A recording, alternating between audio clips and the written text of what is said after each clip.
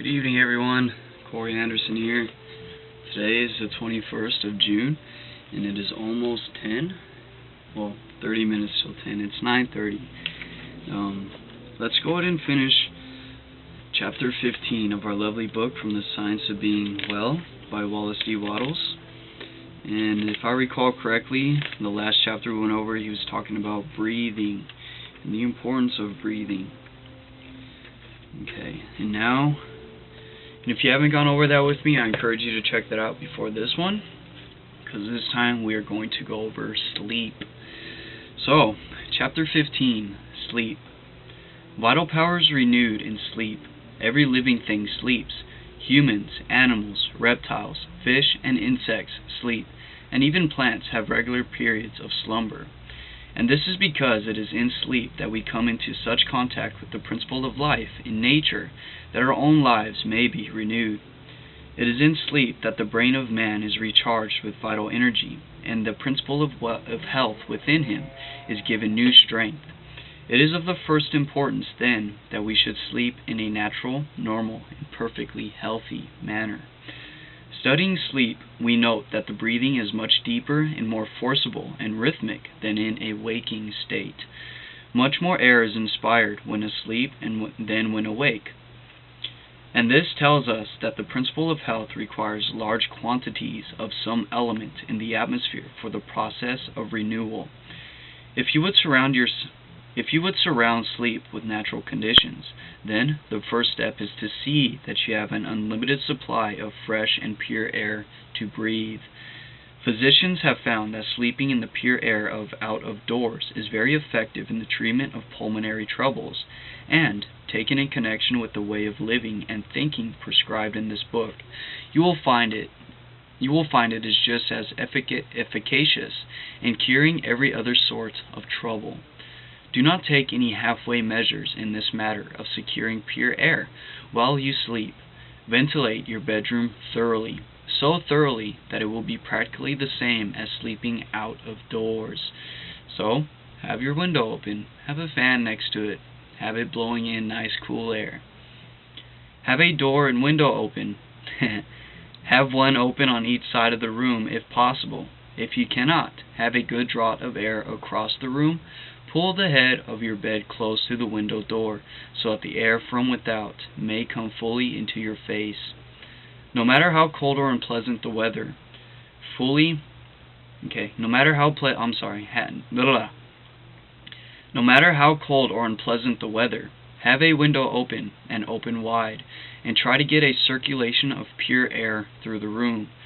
Pile on the bedcloths if necessary to keep you warm, but have an unlimited supply of fresh air from out the doors. This is the first great requisite for healthy sleep. The brain and nerve centers cannot be thoroughly vitalized if you sleep in dead or stagnant air. You must have the living atmosphere, vital with nature's principle of life. I repeat, do not make any compromise in this matter. Ventilate your sleep room completely, and see that there is a circulation of outdoor air through it while you sleep. You are not sleeping in a perfectly healthy way if you shut the doors and windows of your sleeping room, whether in winter or summer. Have fresh air. If you are where there is no fresh air, move. If your bedroom cannot be ventilated, get into another house. Next in importance is the mental attitude in which you go to sleep. It is well to sleep intelligently, purposefully, knowing what you do for it. Lie down thinking that sleep is an infallible vitalizer, and go to sleep with a confident faith that your strength is to be renewed, that you will awake full of vitality and health. Put purpose into your sleep as you do into your eating. Give the matter your attention for a few minutes as you go to rest. Do not seek your couch with a discouraged or depressed feeling. Go there joyously and be made whole.